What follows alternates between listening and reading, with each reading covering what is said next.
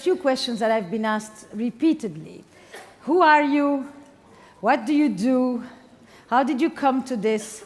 What does your day look like? So I thought I would just give you a little hint, but there's a reason also why I actually don't talk that much about me or my life or my marriage or my family life, etc. I wait because I think that much of what I want to do is put questions to you and not even answer them immediately, but let you sit with them a little bit. Let you think of them in a different frame. Have you come into a session with one story of your life and maybe leave the session with another story of your life? And if I answer, I collapse. And if I talk about what I do, then I become a model, which I don't want to be. Because, as I said in the first day, there is no such a thing as the person who has figured it all out. It's a moment in time when I think I'm getting there, and then after that, I fumble as well. So, I'm married for 34 years. I have 2 sons. They are 20 and 23. And probably one of the best ways I can describe my relationship is like this. Today, in the West, most of us are going to have 2 or 3 marriages or committed relationships. And some of us are going to do it with the same person.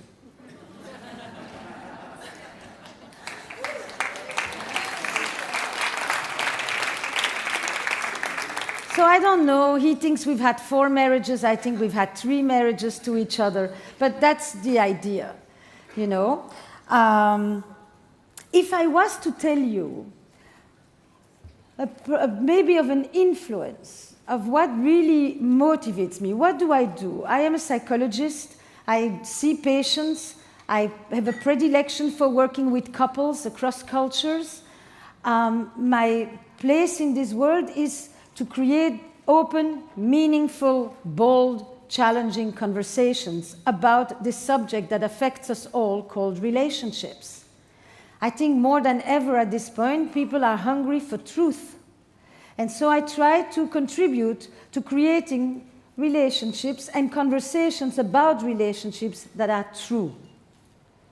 And truth is not always easy. It's sometimes painful. It's sometimes beyond our comfort zone. And so I want to tell you about a few of the things I do for that. But maybe one of the places where I have mined a lot of the truth and where I have mined that distinction that we talked about on day 1, where I said, when I meet with couples, I see some couples who are not dead and some couples who are alive. And my goal is to help people create thriving relationships, not just to be in one. I come from a family of 2 parents who were concentration camp survivors. My 2 parents are the sole survivors of their entire family. And I grew up in a community in Antwerp, Belgium, that was exclusively Holocaust survivors. And in this community, I always saw 2 groups of people, those who did not die and those who came back to life. And those who did not die lived rather tethered to the ground. The world was a dangerous place. You could not trust, and certainly you could not enjoy or experience pleasure, because if you did, it meant you went not on guard, and if you were not on guard, shit could happen. And those who came back to life are those who understood the erotic. Eroticism as a life force, not just in its modern, narrow definition of sex, but basically, how do you reimagine yourself? How do you reinvent yourself? How do you bring back an energy, a vitality, an aliveness? And it was my parents who inspired me to look at it like that. So much of what I try to do is actually help people connect with their aliveness. And aliveness goes with meaning, goes with purpose, goes with creativity, goes with playfulness, and goes with connection to oneself, to one's partners, families, and to the world, to the politics of the world. And I think much of what you will hear from me comes from this source. This is probably what has influenced the most how I think, how I look at the world, what I do, and so forth. So, In this effort to create truthful conversations, I have just completed one of my most creative projects, besides the book that is coming out, which is a new audio series, a podcast that is called Where Should We Begin? And as it is, it was launched in the US yesterday evening.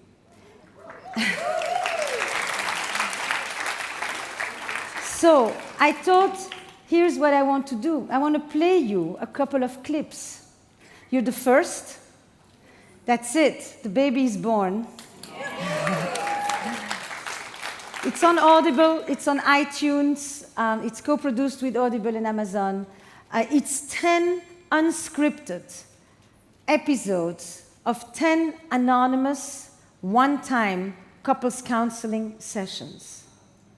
And so when people want to know what do I do, what happens in my office, this is probably the closest I can ever bring you into the four walls of the room where I spend many, many hours. And as you will see, sometimes when you listen in on the private, intimate conversations of other couples, which we never have access to, because we all think we are alone in this one, and couples are often isolated islands, you will realize that often listening in on others puts you in front of your own mirror. And that when you are in front of your own mirror, when you listen to others, sometimes you will find in their words the vocabulary that you need for some of the conversations that you want to have. So allow me to introduce you to Where Should We Begin? When you pick a partner, you pick a story. And often, you will be recruited for a play that you didn't audition for. I told her I didn't know it was going to be like this, that once we had a child that I would be like downgraded, because it's now like all about the kids. What's it like to be someone's disappointment for 20-something years? It's hard. Where Should We Begin with Esther Perel is an Audible original series, bringing you into the office of the iconic relationship therapist as she counsels real couples on modern love. You can both tell me all kinds of things, and I can listen to each of you. I'm married to none of you, so it's very easy. But you need to reach each other. These 10 anonymous couples have chosen to share their most intimate and unscripted conversations. I was going in the bathroom, and I was burying my face in a towel and biting it and howling and crying, frustrated. Esther helps each couple put words to things they felt but didn't quite know how to say. Sometimes I treat you poorly because I see him as an extension of... Him is not here, you are here. Because I see you as an extension of me. Mm-hmm. Together, we're going to aim for a different conversation, a different exchange. Okay. So how do I do that? I will try to help you. So, where should we begin? So one of the things that I try to say is that when I work on sexuality, I'm actually much more interested in working on eroticism than on how people experience this thing called the act of sex. Because many people, and women for sure for centuries, have done this act and felt nothing. I'm interested in the experience, in the meaning of it, in the beauty of it, in the poetics of it. So I often say sex isn't just something that we do, sex is a place we go. And so where do you go in sex? What parts of you do you connect with? What is it that you try to express there? And this couple basically has been really stuck around the doing of it. And the doing and the performing of it hasn't really worked so well for them. And so here is what I say to them. I do feel like all of our conversations, you get very defensive. That like I'm trying to say something negative about you, but I'm not. I'm trying to just tell you sort of my view on it. It doesn't mean it's right. It's just what I feel. So here's the way you can tweak that. she already told you, I was doing something that didn't feel good, but I was doing it for you. So when you talk to her, include that. Neither you liked it nor I liked it, and then it becomes a we statement. That's what I mean by integrating the experience of the other. Okay. And then she can do the same. You know, here I was trying to be nice and to please you. Little did I know that that wasn't even what you wanted. And then you can say, that's not the woman I remember. So then she doesn't have to say, that's not who I am. And then it's less polarized. Then you're not talking from the extremes. The minute you put yourself on the extreme, the other person will defend themselves. What do I have to do different in the way I communicate? What do I have to do different? That's a beautiful question, first of all. I wish that you would hopefully just kind of listen to what I'm saying without immediately feeling like I'm attacking you. Because I promise it's not my intention with whatever I'm saying to be attacking you. I'm just trying to tell you my viewpoint. But I think I do now.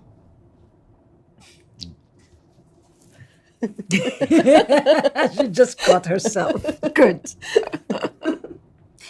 It's very rare that I just make a blanket statement like this. Your communication is terrible. I never knew that.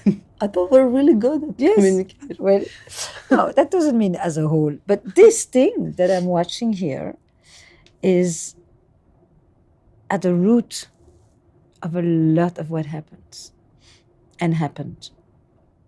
Is that because we're coming from different backgrounds and view things differently? And I don't know how much I would put it on culture, as much I would put it on your family cultures and your experiences that you had.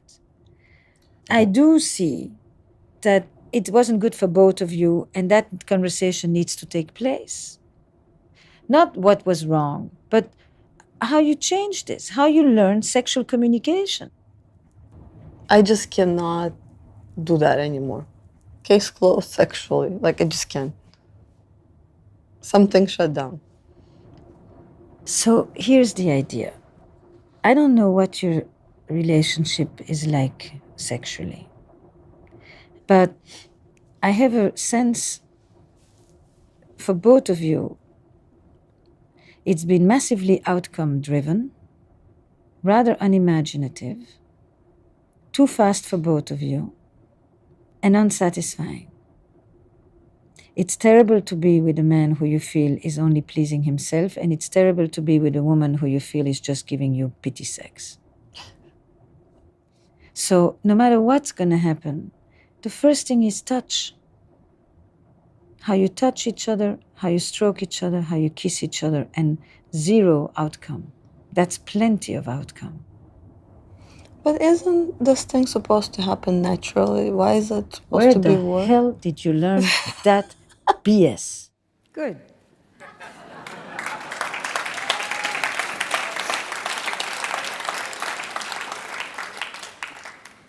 And for all of you who were not in the workshop and want to stay informed on this, or want to actually also get the other episode, because they're not all out yet, just come up to me with your little piece of paper and your email, and I'll make sure you hear it. What I'm trying to say is this. Why am I interested in sexuality? Because in every culture, in every era, sex is pretty much the window through which you can look at some of the most archaic, rooted, deep values of a society, of its treatment to women, to children, to power dynamics, to privilege, to double standards, all of it. And in every culture, sex is also the window through which the most radical progressive changes take place. Tell me about you sexually, and I know a lot about who you are as a person. Tell me about this relationship, and we'll know a lot, and so forth, from the micro to the macro. This thing called sexuality, it's a lens. It's not an act. And the notion that relationships start passionate and they just have one way to go and that's down is also a fallacy. We should have a day just to debunk all the myths and all the misconceptions by which we often think about these things. A lot of people, sexuality and the connection and the intimacy improves when their sense of self-worth improves, when they feel better about themselves, when they accept themselves more, when they are less riddled with shame. It's all of that that goes into the experience. And because we live in a performance-driven, industrialized place, we really would like to be able to quantify sex. How many orgasms, how hard, how long, how many pills, and all of that, rather than understand that the erotic is a beautiful, radiant interlude that is massively unproductive. It has no numbers. You can't measure it. It's a state of being. And that in order to be able to have that experience around the erotic, what we need today is a level of relational intelligence. And why is this so important? You know, 10, 15 years ago, if I went to a company to work on relationships in the company, it usually was because there was a crisis. And it was called the soft skills. Nobody cared a great deal about this, as long as it could help with the bottom line. But everything has shifted to an economy of service.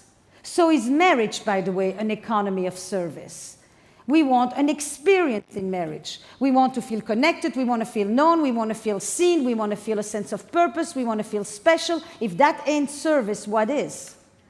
So we are completely in an economy of service and experience. And for that, we need relational intelligence.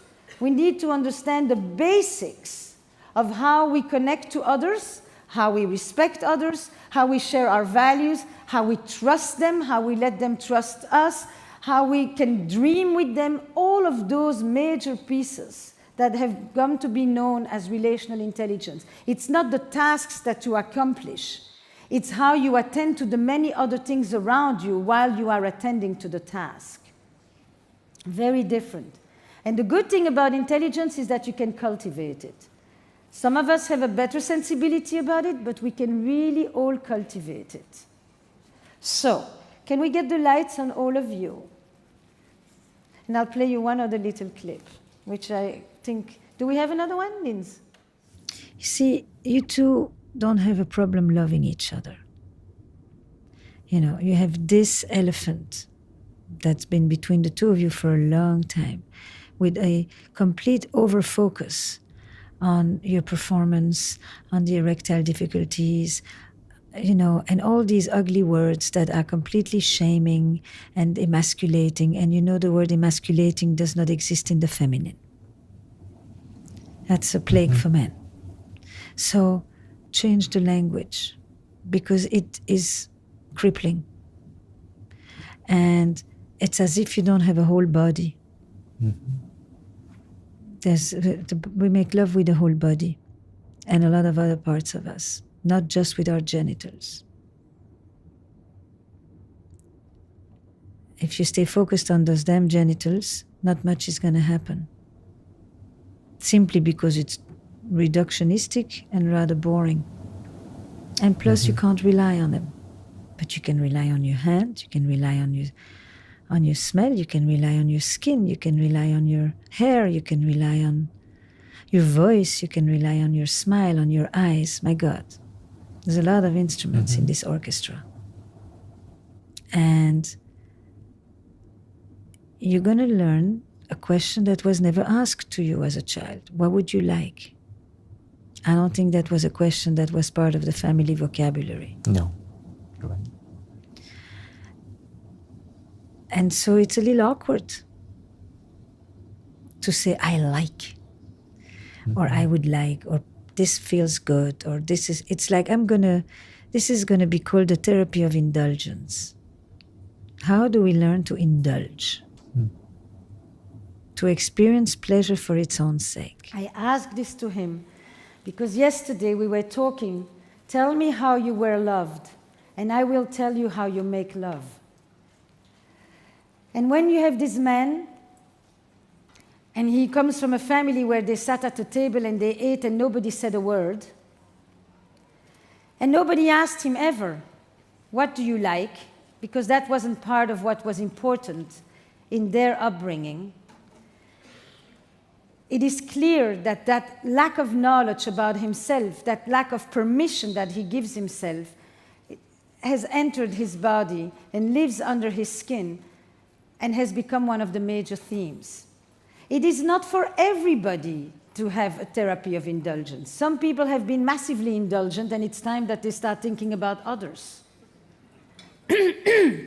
So when you ask me, what are the success markers? What are the specific things people need to do? I think that the important thing is to not think that there is a list out there. You know, somebody asked me once, do you do a therapy where you give homework? Do you let people, And I said, for some people, it's time to get off their butt and to do homework and get into action. But other people have been running around and moving and doing all the time, and it's time that they sit down and think for a moment and let themselves feel. It's the same when you ask, what makes for a good relationship? For some people, it's the ability to, for the first time, focus on themselves. For other people, it's the ability to finally step out of themselves and focus on someone else.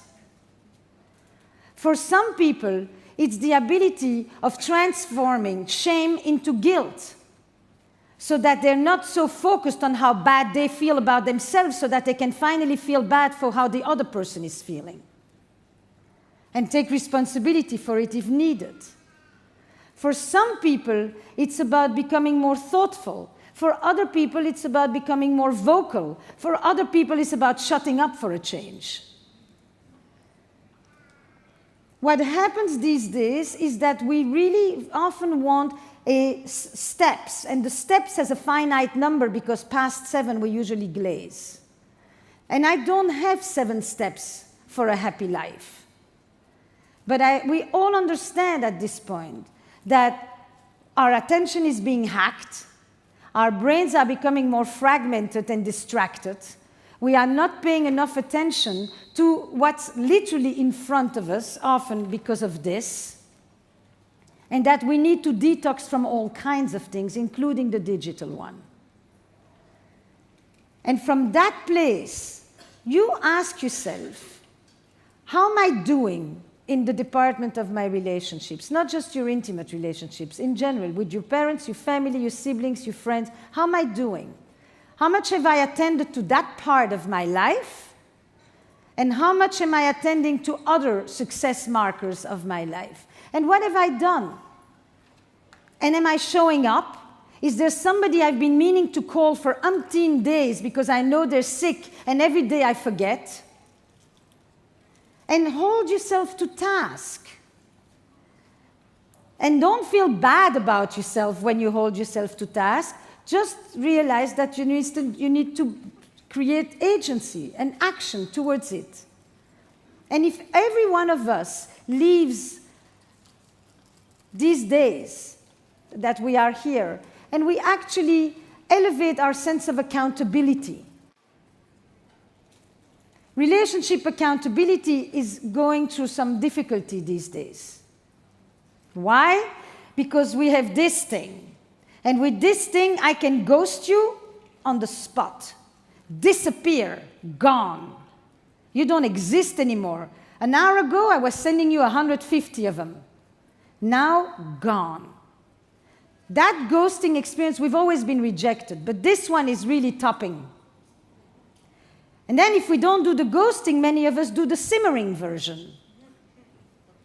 It would be great to get together someday. I'm super busy, I'm going to be traveling for the next month. But when I come back, we shall meet. And then we have the icing version, which is just an up version of the simmering. I really enjoyed meeting you. I'm not sure that I'm ready for anything more in my life at this point, but I would love when I'm ready to get back to you.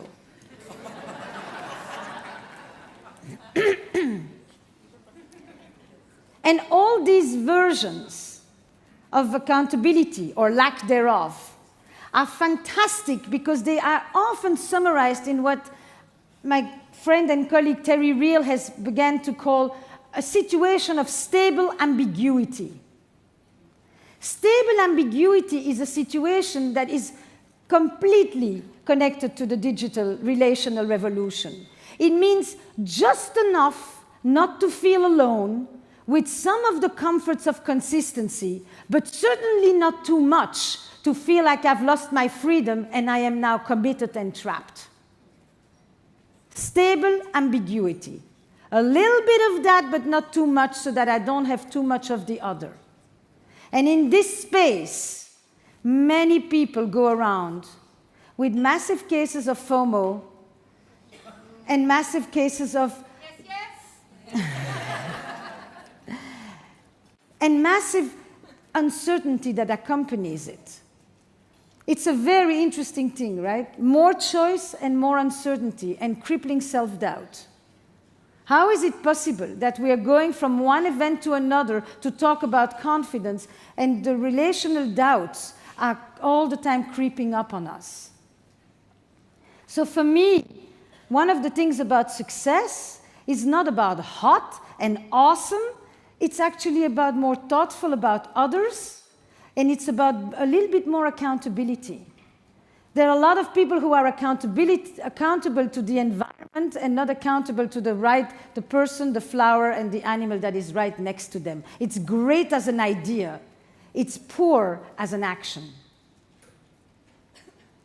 And you bring that home into your relationships.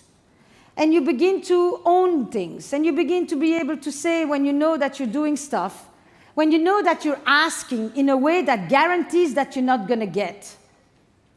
We are all very good at that.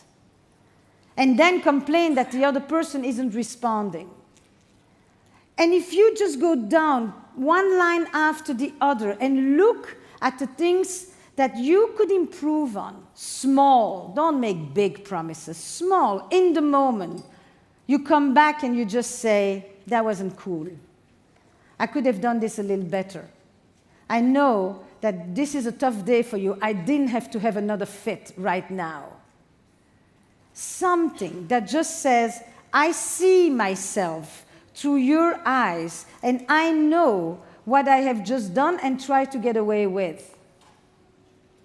We do that, we will probably improve our relationships by a lot. You follow me? How many of you does this speak to you? Okay. From there, if you want to top up the temperature, you can, but that's a different story. So, give the person next to you not what you want them to give to you. Typically, we give to the other person that which we want them to give to us, but that's not. Give to them that which they want, which may often be uncomfortable. We're not the measuring stick. And all kinds of things like that. And these messages for me are the things that I began to tell my boys from the moment they could understand. They grew up with these ideas.